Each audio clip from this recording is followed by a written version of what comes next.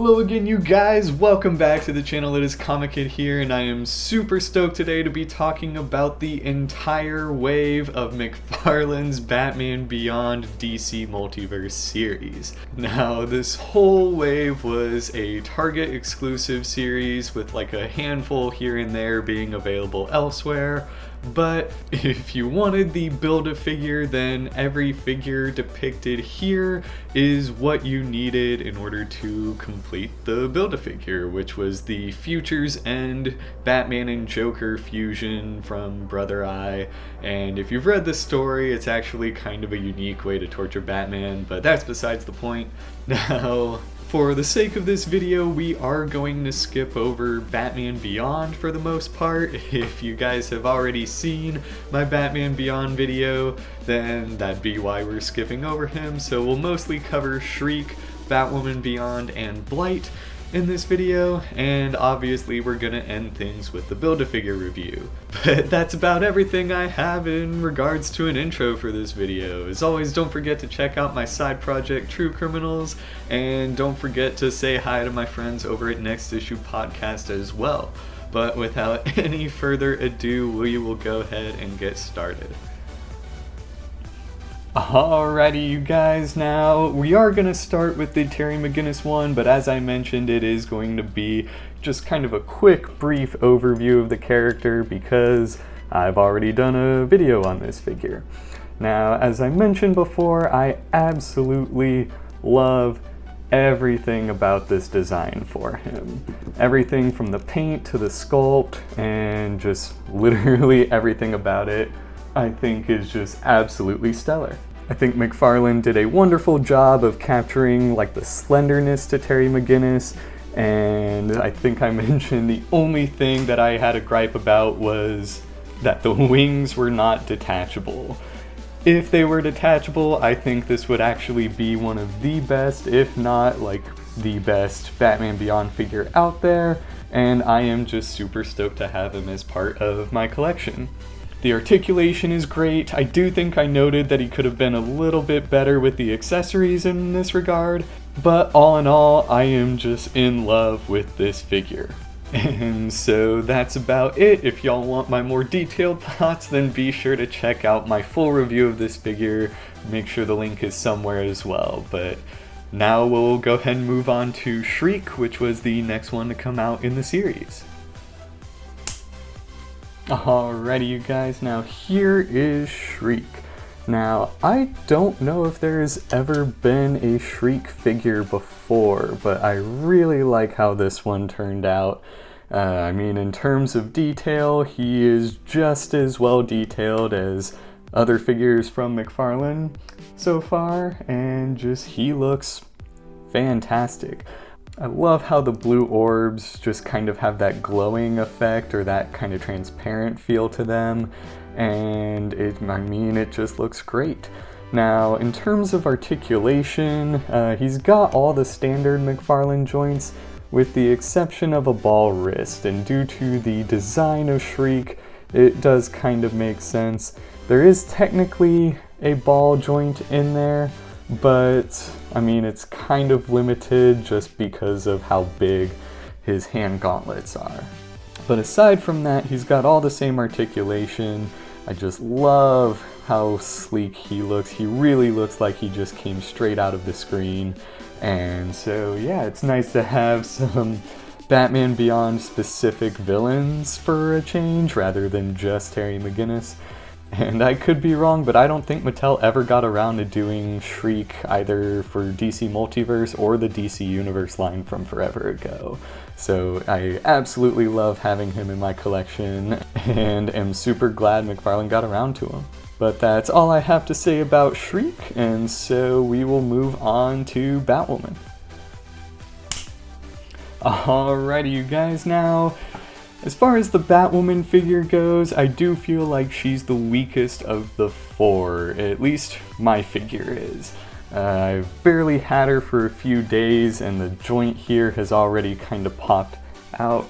You can kind of see it there, but that wiggle there is certainly not supposed to be there. And And I am glad that McFarlane made her. I think she's kind of a break from the traditional Batman Beyond cast. They could have totally gone with, you know, another old Bruce Wayne or something like that. And so I am glad McFarlane got around to making her. In the comics, she's a pretty solid character as well. She's Dick Grayson's daughter who happens to don a bat suit. And I mean, her design is a little reflective of her male counterpart, but I mean, it's still a badass design. And so yeah. As far as articulation goes, like the others, she's got all your standard bits and double joints and everything like that. Like with Terry, her wings are not removable unless you break the figure, so that is sort of a problem. And really the biggest limiting factor for her is in her hair. Because it's long, it kind of limits the wings as well as the posability for her head. And don't get me wrong, you still get some great amount of range with that neck joint, but I mean the hair does really kind of limit the figure. Now in terms of the actual shoulders as well, I think it's some more dynamic range for McFarlane. I am pretty impressed overall with the butterfly shoulders there. For such a slender figure, I think everything turned out pretty nicely. So aside from some few quality control problems with this figure, I actually think McFarlane really did a great job. Again, kind of like with Terry, it's a super simplistic design, it's kind of hard to screw up, but I have absolutely no issues having her on my shelf, and she looks wonderful next to Terry as well. But that's about all I have to say about her, so we'll go ahead and jump on into Blight.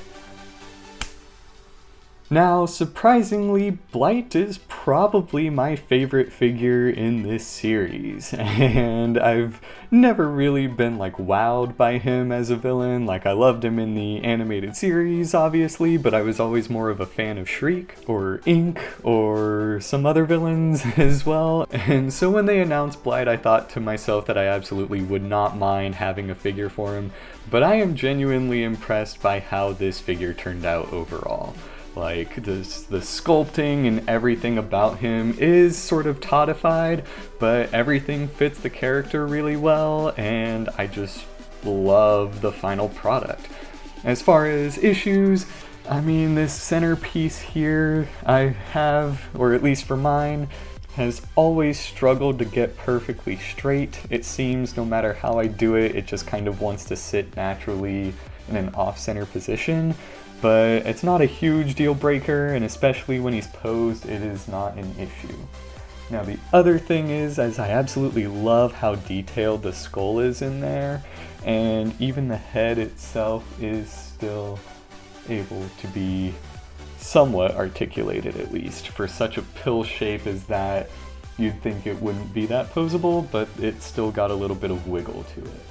Now, in terms of accessories, he really only comes with one interchangeable hand, but I mean, what you gonna do? It's Blight, he's not a super gadgety character anyways, so I'm okay with him being a little light in that regard. As far as articulation, he's really only limited by this big chest piece here. And again, it's still not that noticeable. It still gives a little bit, and you have a surprising amount of wiggle room every other direction.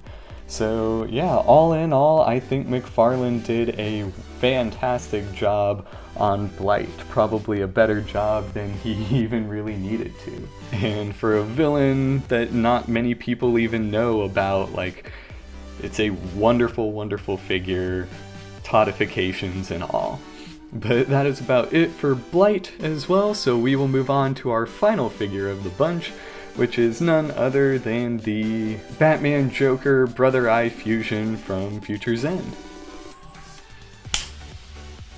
Alright y'all, now this is easily one of the most impressive Build-A-Figures I've yet seen from McFarlane Toys. Like, I gotta say, just the level of detail on him all around is really, really impressive.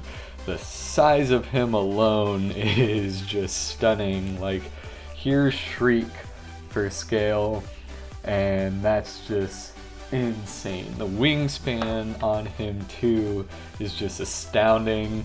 Everything about this guy is just absolutely impressive. Like, I have to fold the wings in just to get him to fit on the set here. And so, yeah, like, I am very, very impressed with this guy from McFarlane.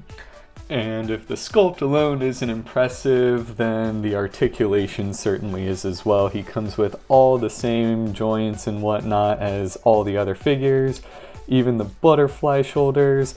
Really the only thing he's lacking is an ab crunch. He does kind of bend back a little bit, but he doesn't come forward all that well. Now, the wings themselves are also fully articulated. As you can see, they swivel this way, come out that way, and both of these joints are posable as well. So all in all, just a wonderful, wonderful Build-A-Figure from McFarlane. Like, if you guys didn't get the full wave or anything, I do highly recommend it.